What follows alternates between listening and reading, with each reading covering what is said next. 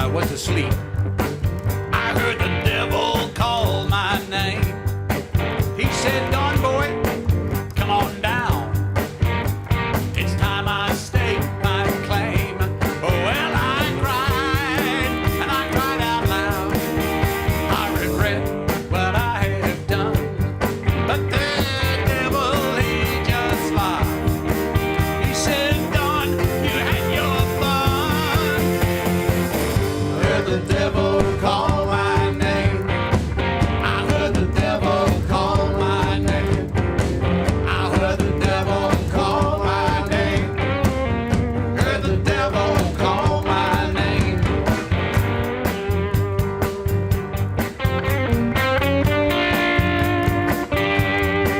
Well, at last, I finally woke. My room was all in flames. My lungs filled with smoke. I heard the devil call my name. I cried, Lord, help me now. But he just turned the other cheek. And he said, I can't help you now. Your destiny to me. Heard the devil call my name. I heard the devil call my name. Now I feel like I'm burning now, up inside. I got nowhere to run and nowhere to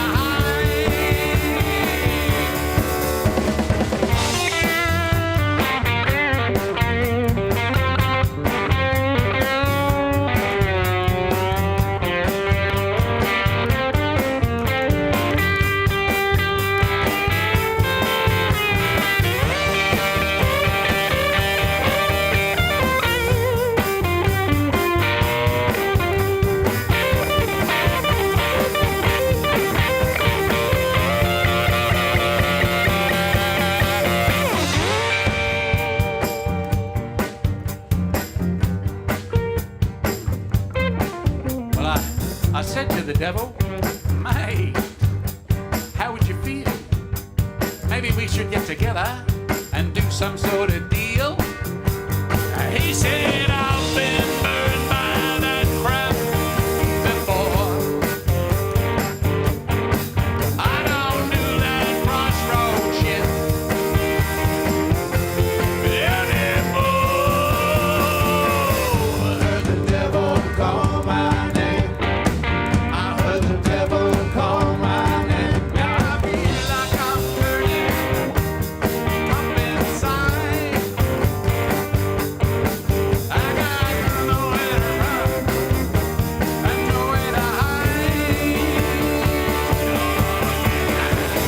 Heard the devil call my name. I heard the devil call my name. Heard the devil call my name. Heard the devil call my name.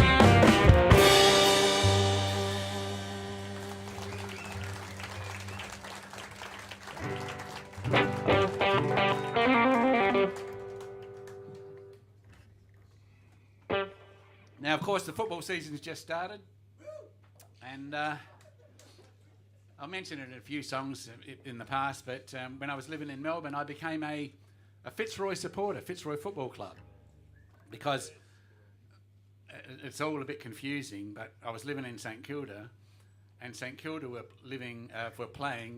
Fitzroy were playing at the Junction Oval in St Kilda, just off Fitzroy Street.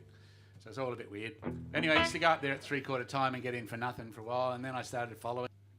It was just a tragedy when they decided to get rid of Fitzroy and the things they did to them before they... The greatest moment of fame as a musician was at a pre-season game at Fitzroy, and there was a fellow called Billy Loken, and he used to play for North Adelaide here, and apparently he used to come and see my band, the Bodgies, all the time. And at 3/4 time at the Junction Oval in St Kilda at the trial match, went out there to listen to what the coach was telling the players. And I went out there, and Billy Loken looks up from his lemon, and he says, "Oh, Don Morrison, the Bodgies." And Robert Walls, the coach, says, "Billy, pay some attention." No. So I thought that was the greatest moment.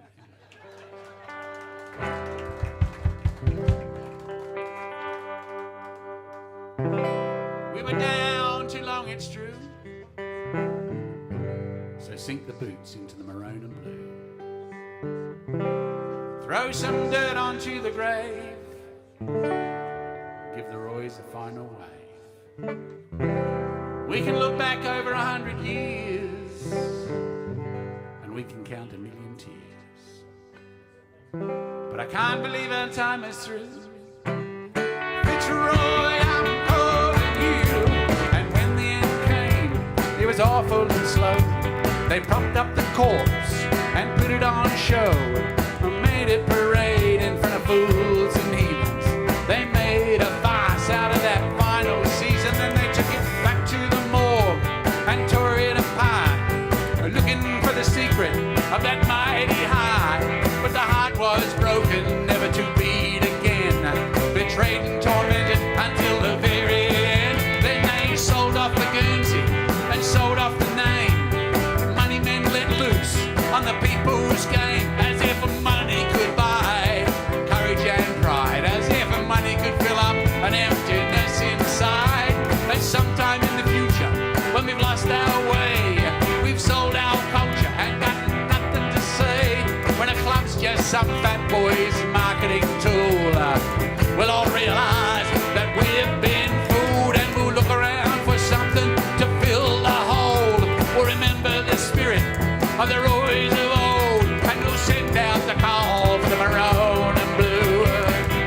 Fitzroy, I'm calling you. Butch Gale can never die. Bernie Quinlan never ceased to fly. Kevin Murray with all his might, fly the flag and fight the fight. The ghost of London and Brunswick Street, flashing hands and dancing feet. Mickey Condon come crashing through. Oh, Rouge, we still love you. Stand back, boys, we're marching through.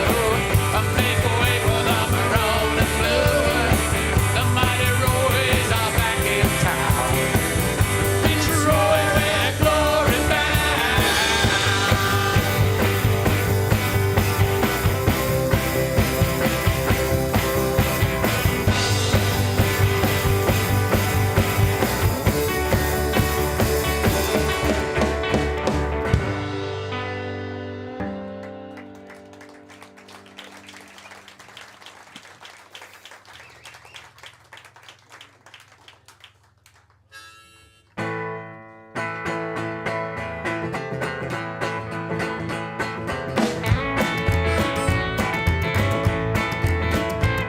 Our girlfriend's gone to Sydney on an evening plane. Once she sees those city lights, she won't be back again. And from the airport lounge, I can see the town skyline, see the hills in the distance, and it feels like viewing time. 'Cause I'm back home in Adelaide. Yes, I'm back home again. My sister's gone to Brisbane, her husband's gone to Perth. I get a postcard of London from a friend at work. All the kids have gone to Melbourne to kickstart their careers, 'cause the part-time job in Kmart is all we could offer here. While I'm back home in Adelaide. Yes, I'm back home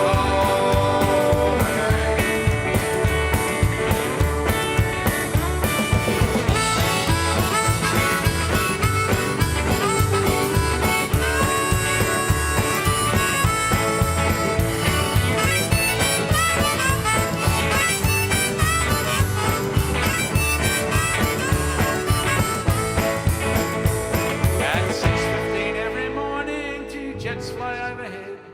They're bound for the eastern states and they get me out of bed. The sound of people leaving is the sound that starts my day. And it always gets me thinking it could be me again someday. But I'm sitting in the sunshine in my big backyard, eating peaches from my fruit tree, and leaving just seems too hard. But I'm back home in Adelaide.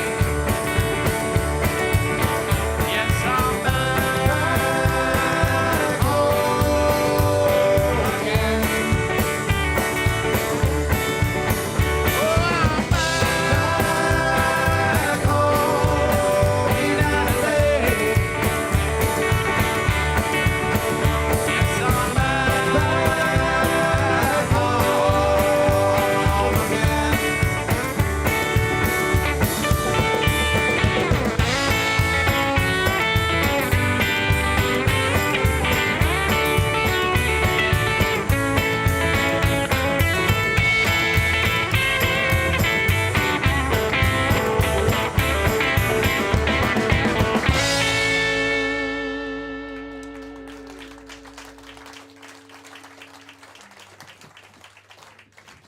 Now, we did Grand Junction Road earlier, and in the interest of balance, we have to go across to the other side of town now and do this song called Kensington Road. And as far as I know, there's only Kensington Road has only ever been mentioned twice in songs. It was the one we're going to do for you in a minute, and the one that Paul Kelly wrote. And the comparisons between myself and Paul Kelly are stark. We were born on the same day. I was born in McGill and he was born in Kensington Gardens, the next suburb. We both went to Catholic colleges. So he went to Ross Trevor, the most expensive, and I went to down there, the Morris Brothers, the cheapest. Both barracked for Norwood. Both from big Catholic families. He, of course, had 9 siblings and I only had 7. We both went to Melbourne about the same time. He sold hundreds of thousands of records and I've sold hundreds. And so probably the only thing I've really got on Paul Kelly is that I don't have to wear a hat when I play. So. There you go.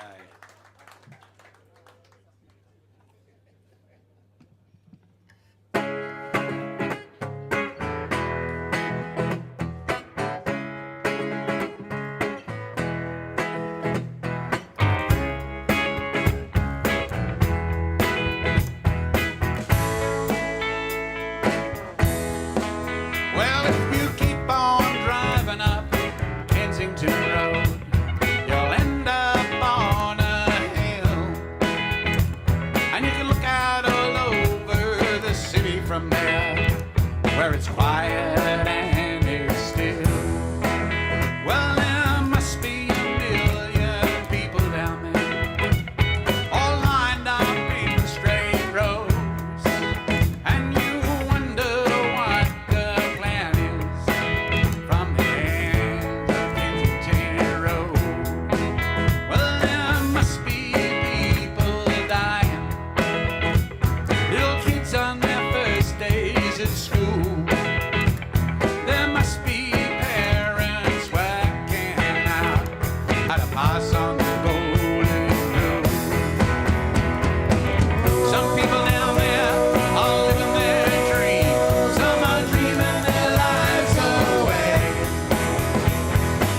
Some are living for tomorrow. Some just getting through the day.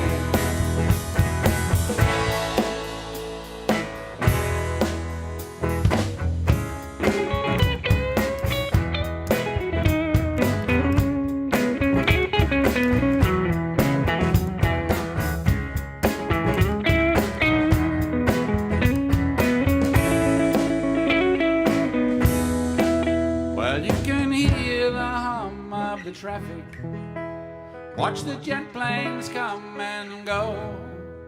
You can see the ships out on the bay from the end of Kensington Road. Well, there must be people dying. There must be people making love. There must be people crying out for help from their God.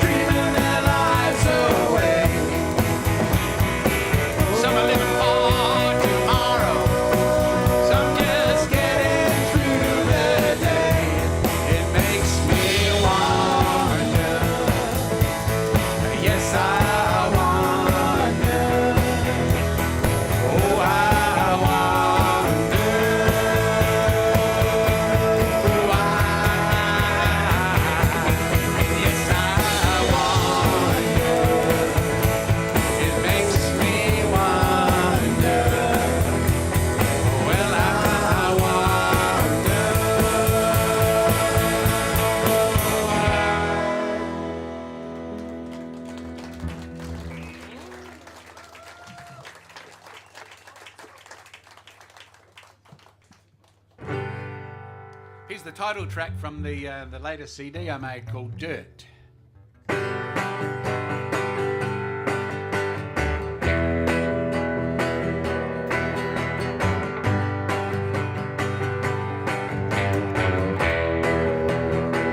Everybody gets hurt now and then. We're all gonna be dirt, not sure when. They're gonna be rich, and there's gonna be poor. You can scratch that itch like you did before. Things change, the more they stay the same. You know the score, but you still play the game. You can do your best, end up like all the rest. Or maybe you'll get lucky and be very well dressed. You could be with someone you call a keeper, but now they're gone, and you're a weeper. Well, you're out on the streets, looking for some place to stay, and some big knob comes up and says, "Get out of my way." 1 and 1 is 2. We all know that's true, but after that things get complicated.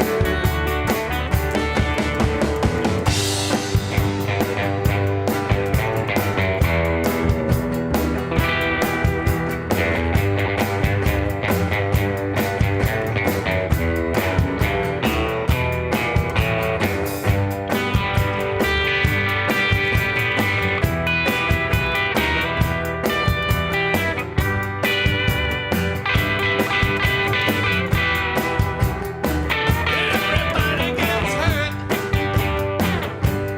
now and then. We're all gonna be dirt, and not sure when. You can get real high, but you come down low. You can start off fast and end up slow.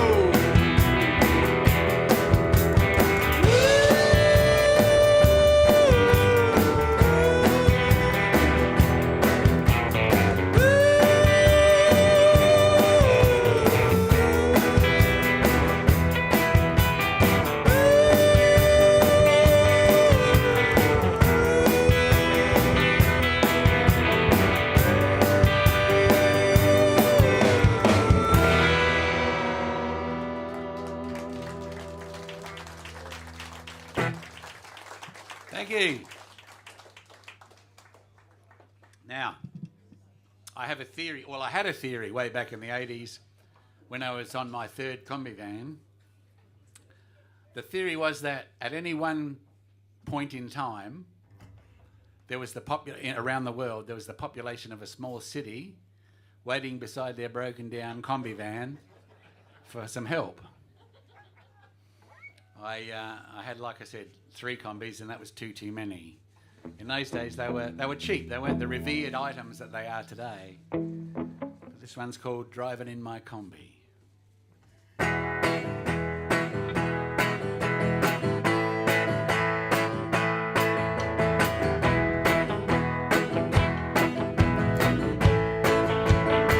Driving in my combi, young and free.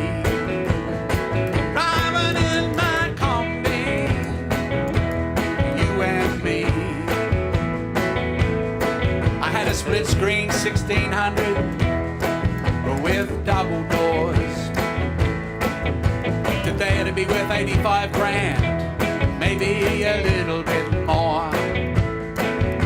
I'm going downhill, you could crack 90 k's an hour.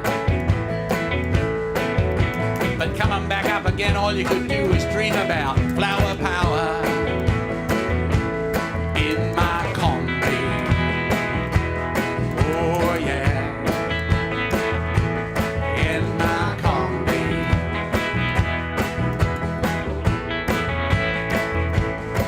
I broke down in every town between here and Melbourne.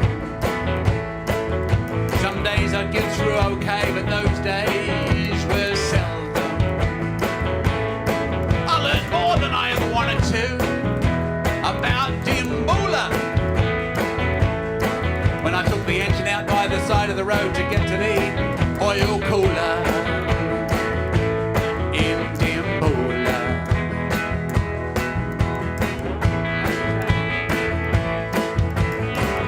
30 k's from the nearest town, the engine starts making a knocking sound.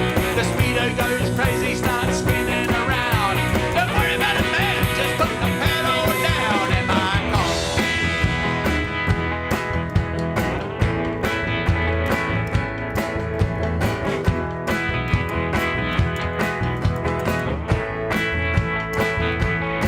I drove all around the streets of St Kilda, making deliveries. That thing would jump out of gear every time the road got a little bit jittery. A friend up in Sydney, he got us a gig. It was a great little venue. This was gonna be big. But we dropped the valve the other side of Wodonga. So it looked like our fame in Sydney was gonna take a bit longer.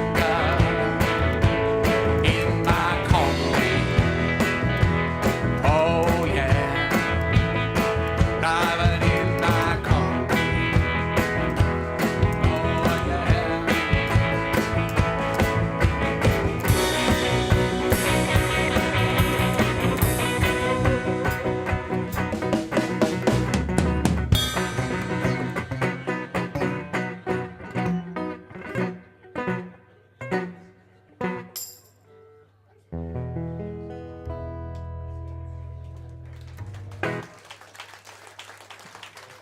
Thank you very much.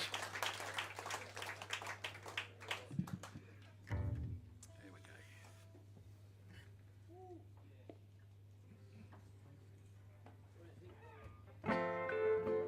go.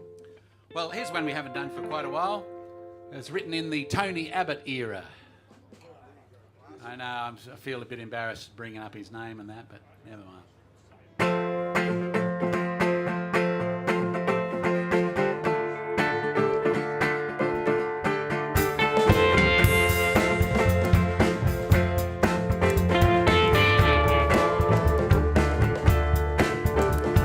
Sold off his herd, and then he sold his land, and except for that tiny house he sold everything they had. Cause things were closing in, he thought they might not survive, but with the money that he made, maybe one of them could get out alive. And he'd heard about a place where you could be free, called Australia.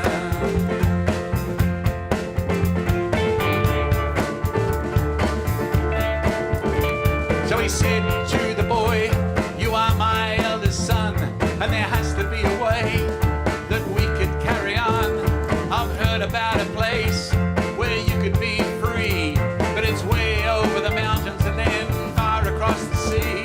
But take this money and you can get on a boat to Australia.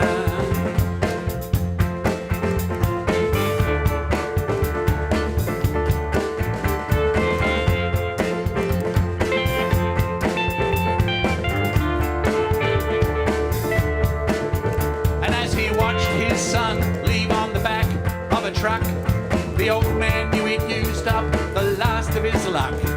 Cause things were closing in, the troops were all around. Then they came into the village and burned it to the ground.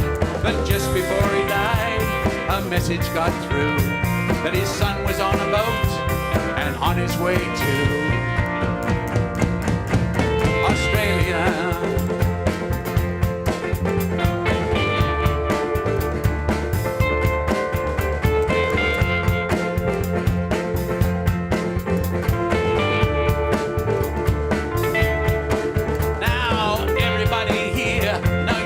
Of this story, one of the world's richest nations covers itself in glory.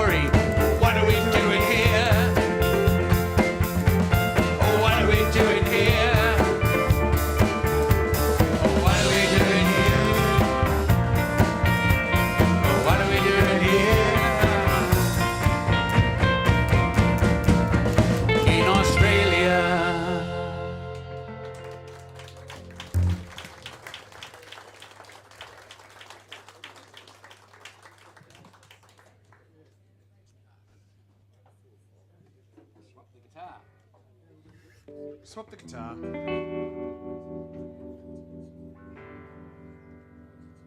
That's right, we're a multi-guitar band.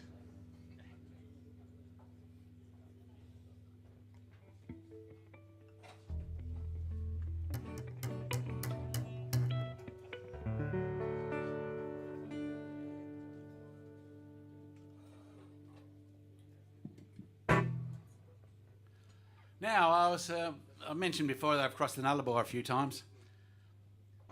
I got to that place with the big galah, Kimber, that's right.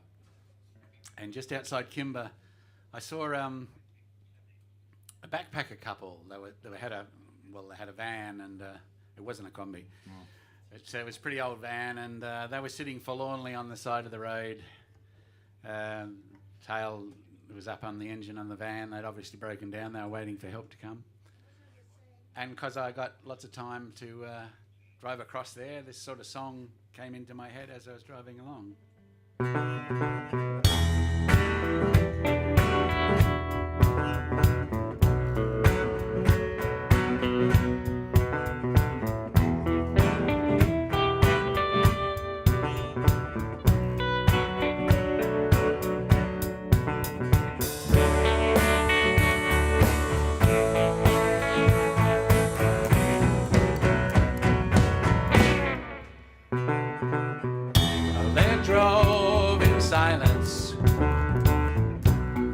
Most of the day, empty horizon, not much to say. Then she said it's empty. He agreed that was true. No phone reception, nothing they could do. I saw many things that closed on the open road.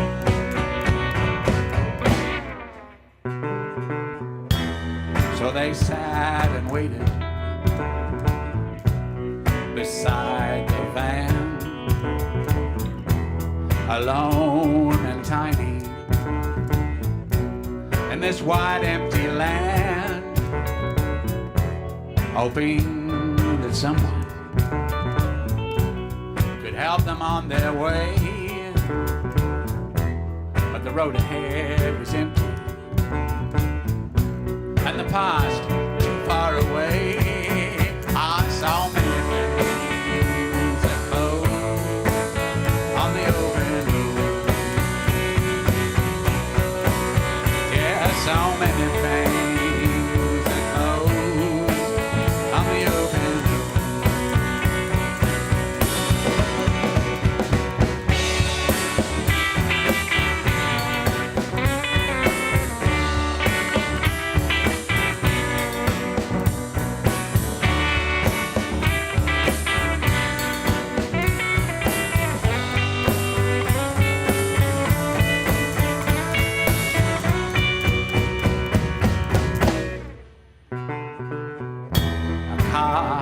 In the distance,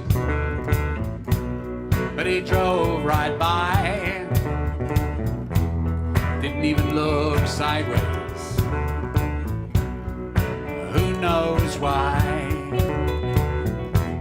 They saw the sticker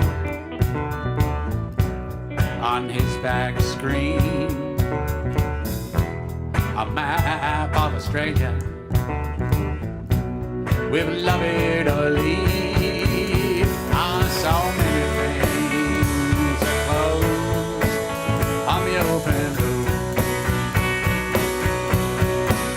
Yeah, so many things that closed on the open road.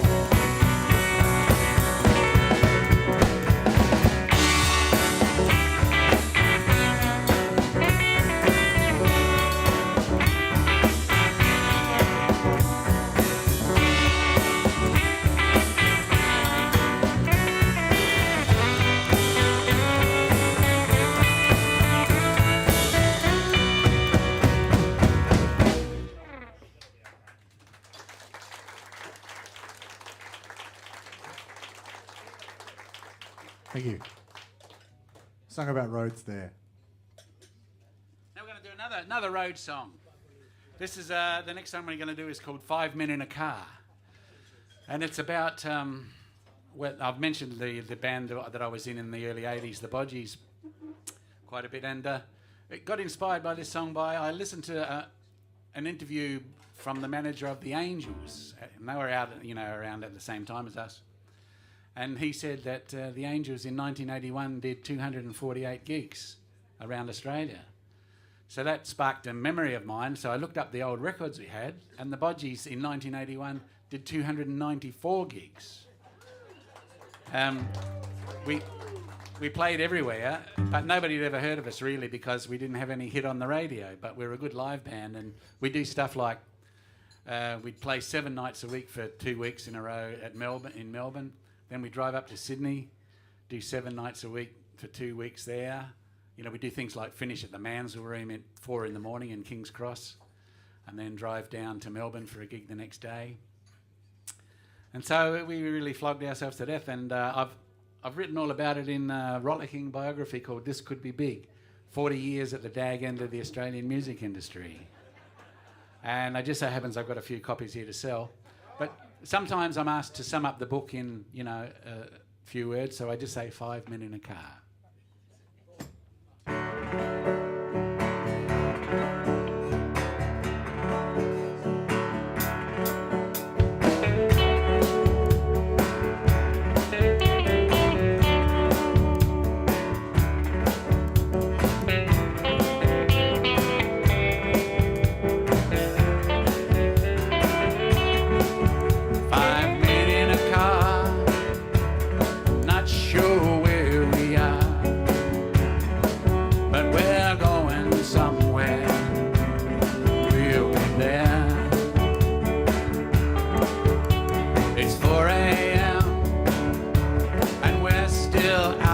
Away.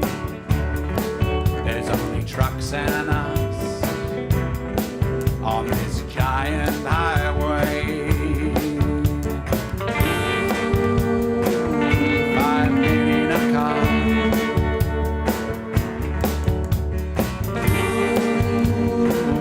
5 men in a car. Towns go by, just names, refueling stops on our road to fame. We've been here before, maybe. Now I'm not sure, but it looks the same as the place before.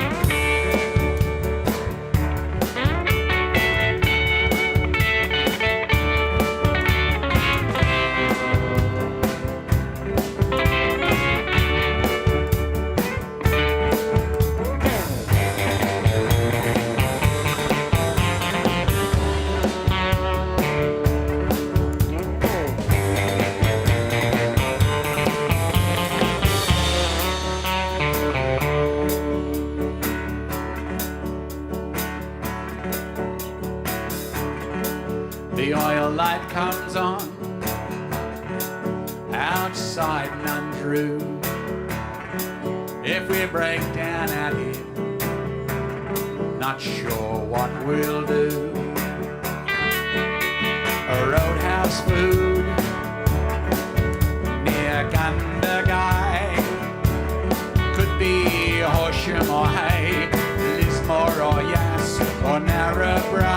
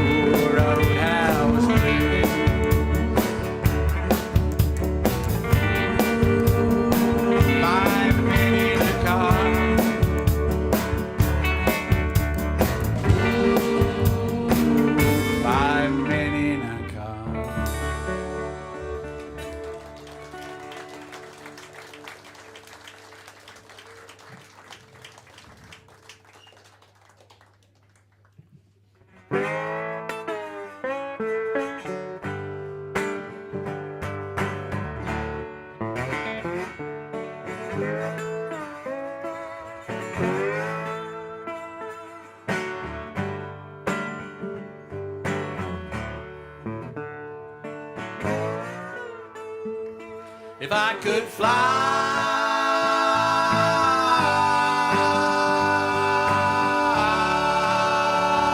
away,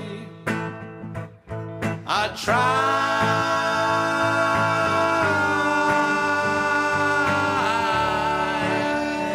today. There's not much here to lose, and I've still got 3 chords and the truth. So I'll fly away, so I'll fly away.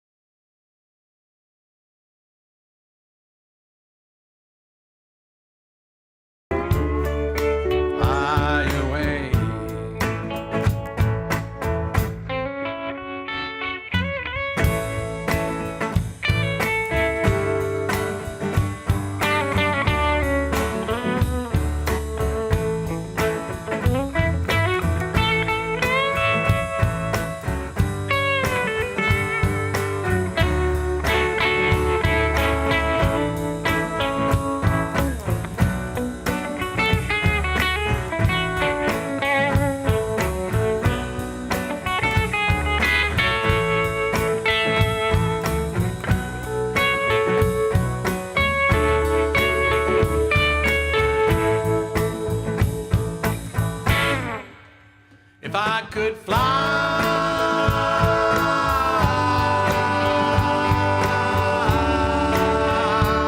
away, I'd try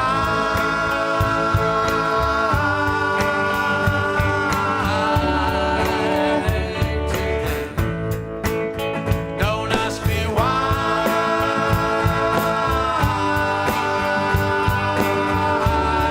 It's too hard to say. I look to the sky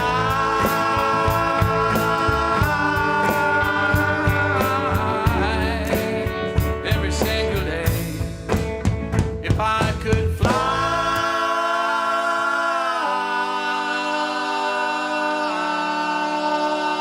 away.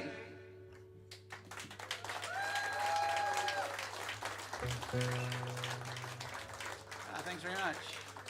Thank you. Song about flying away there.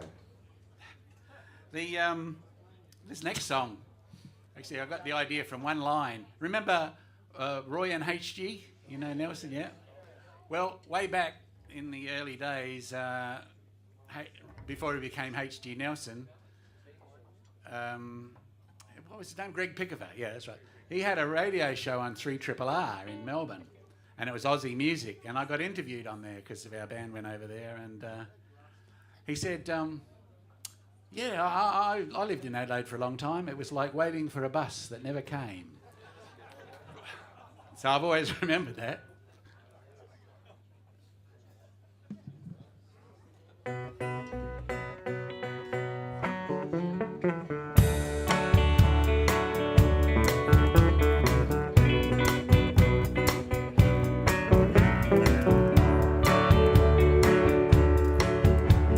Sometimes it seems like forever that you're waiting,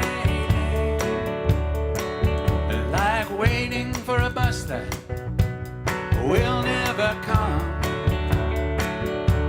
and life goes by and by. Life goes by and by.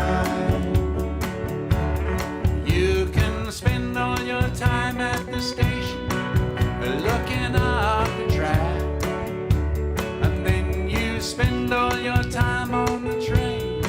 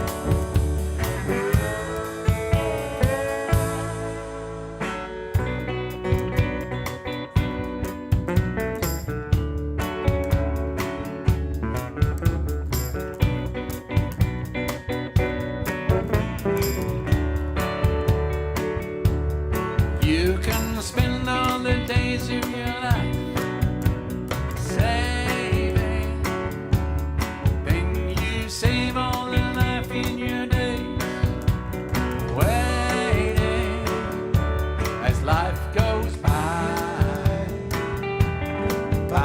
and by. Life goes by and by, by and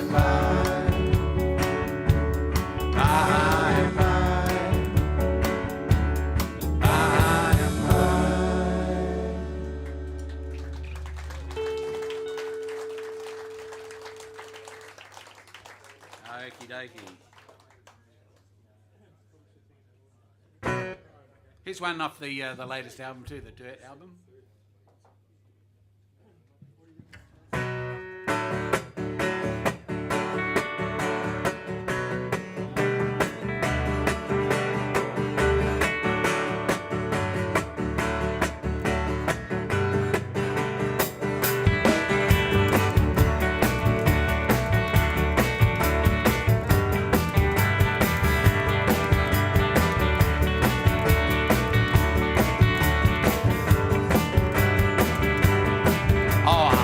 In traffic at the end of a long hard day, and it looks like home is still hours away. So I drift off into that other world, the one where I start talking to my dream girl. And I love it when you tell me all my jokes are very funny. I love it when you say you don't care about no money. I love it when you say you're never going away, except when we plan a big holiday. And then save me now. You save me now. Oh, the bar is crowded. There's a cover band flogging away, playing all those old hits from yesterday. I've heard it all before, there's nothing new. So I start dreaming about you.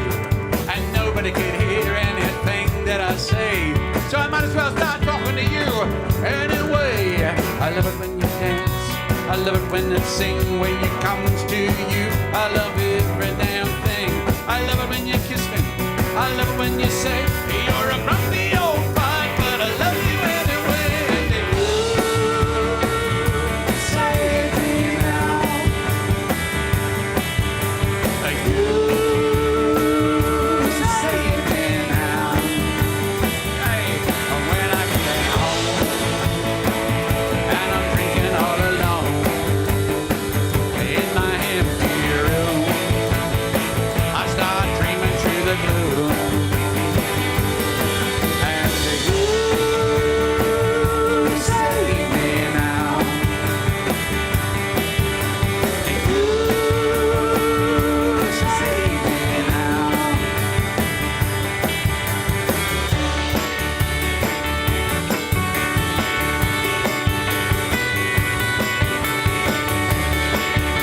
me now. You save me now.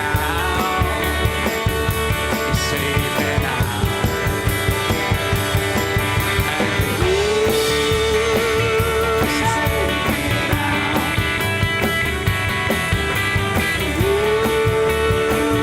You save me now. You save me now.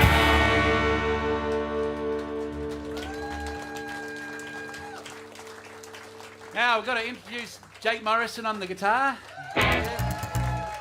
Eddie Morrison on the bass, and Andrew Pryskonski back on the drums. And folks, I've already done all the rhymes, so I won't do them again. And instead, I'll give you an unadorned, unalloyed, no ornamentation, no frippery needed, because folks, the man I'm introducing needs no introduction. Thanks, Rick. The man himself with the raging thirst, Mr. Don Morrison! Thank you. Going to finish off on a song. I think most of you might have hered this story, but I'll tell it to people that haven't heard it. Way back when I was I just turned 20 actually, and I was working on a building site as a brickies labourer, and that was the best paid job you could get at those days. And I didn't drink much. I just had a motorbike. I didn't have a car. And the older sister of my girlfriend at the time said, Don, you should go to Europe and do the backpacker thing. And obviously they wanted to get rid of me, but I thought, yeah, what a good idea, because I had enough money to fly over there. So my plan was to get to London, buy a motorbike, ride it all around Europe and England, and then go across through Asia down to back to Australia. And so I landed there in late January, and nobody in our family had been to Europe, so we didn't know how cold it was there, and I've got a motorbike. Luckily, Mum knitted me a thick jumper. Anyway, I bought this bike. It was a BSA A65, which was the one that the cops used to have here at the time. And I said to the bloke that I bought it off, is this registered insured, mate? He said, oh, we don't have that shit here, mate. So I rode all around Europe on unregistered, uninsured, unroadworthy motorcycle. It was freezing cold. I wasn't meeting anybody because I was just riding on the motorbike, and I'm going down this autobahn in Hanover, Germany, or near Hanover, Germany, and it sticks in first gear, the bike. So I got off on the roadside and got out my tools, tried to fix it, but the truck's going past at 100 miles an hour. Blew my helmet down the road and the tools down the road. I nearly got killed getting them back, so I thought, bugger this. So I went to, I rode in first gear to a youth hostel in Hanover. I got there eventually. And this bloke said, I'll give you 50 drachmas for it. And I said, great, yeah, I'll get rid of it. Now I can catch the bus and meet people and so forth, get warm. So I got rid of the BSA, and so I went down to the local bar to celebrate. And all I could find was this old Snaps bar there, and it was full of really old blokes and everything, even older than we are here, And I went to buy a beer, and the bloke wouldn't take my money because it was Greek money, it turns out, drachmas. It wasn't worth anything. And anyway, an old fella took pity on me and bought me the beer. And so as I stood in the back of that Snaps bar, I was feeling pretty bad. And years later, now that I'm a world-famous singer-songwriter, I remembered that, and I wrote this song about it called Pat Malone. But anyway, thanks very much for coming along, and hope to see you again soon.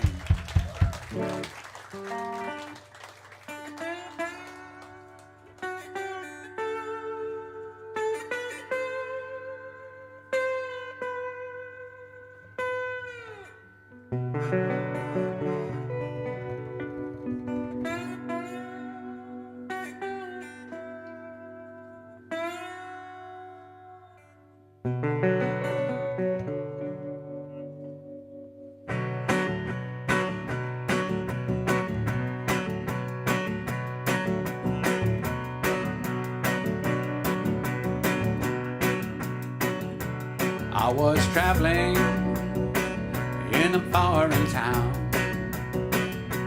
when a stranger flagged me down. I was lost and far from home when I first met Pat Malone.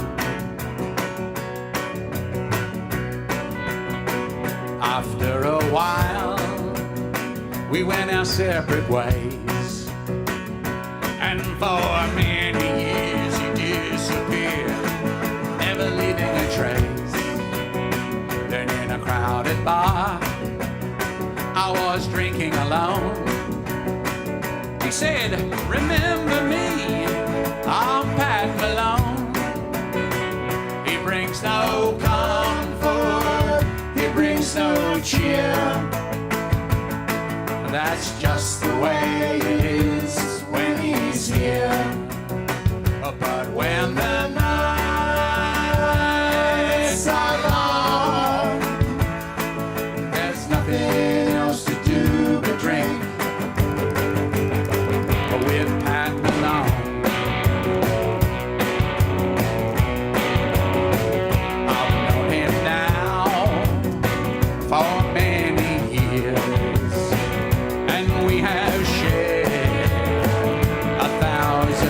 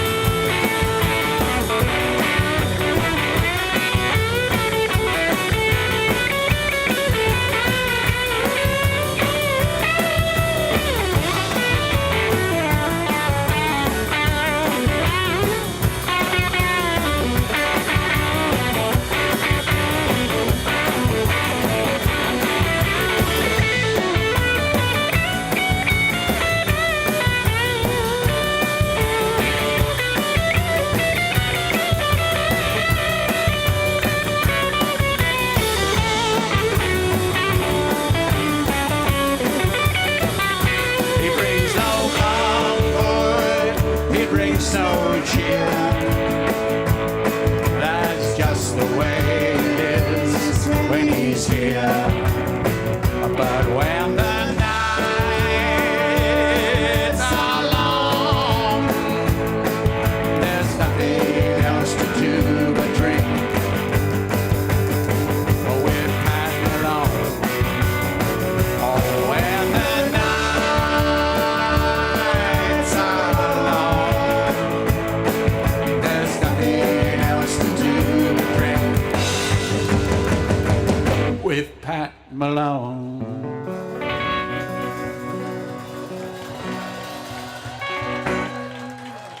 Thank you very much. I hope to catch you again soon.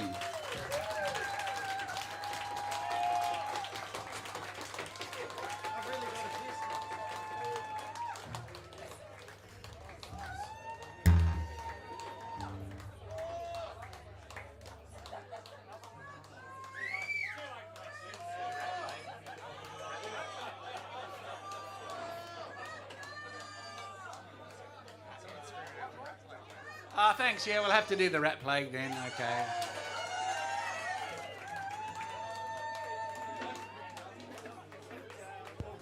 Did someone say rat plague?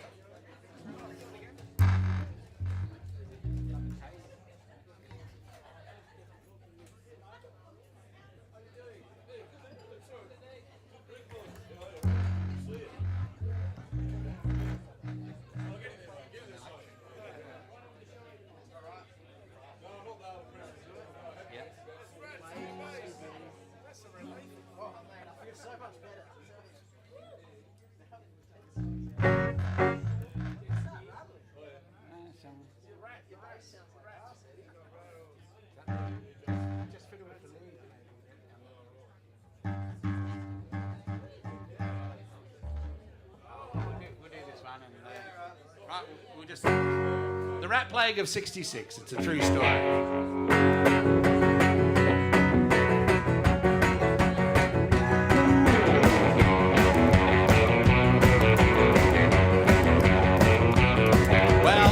Big as rabbits in 1966. They came in from the paddock and they chewed Mum's garden to bits. I thought maybe I could catch one and make something with its fur. Then we went to town and saw the film Ben-Hur.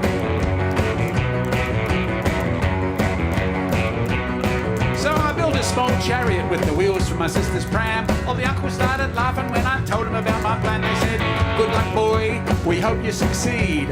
How many rats to pull that thing you think you're gonna need?"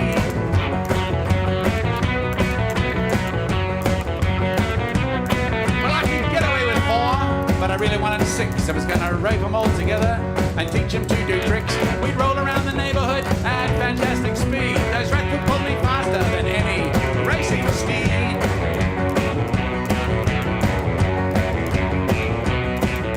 Oh, Pop come down from Broken Hill and helped me build a trap. We built a pretty big one because I wanted the biggest rats. He said, "Don't let the dog out, boy. He'll eat all the bait. And you'll have to be patient and wait and wait and wait and wait and wait. And wait. And wait. So I waited and I waited, buried in the grass. I started to get worried about the rats chewing at my ass. I could hear all the other kids playing in the street. But the only time I left my post was when I had to eat.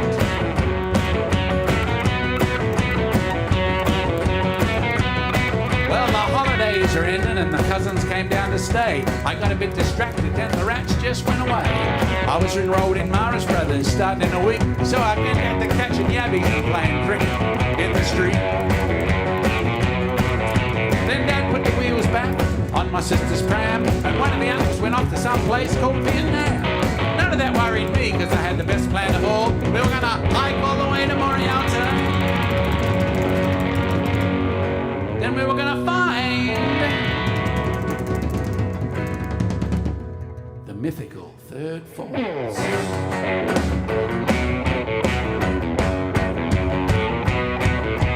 Decimal currency, 1966.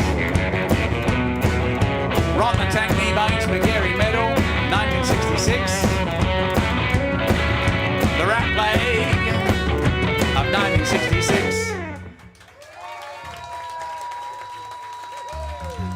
Thank you so much.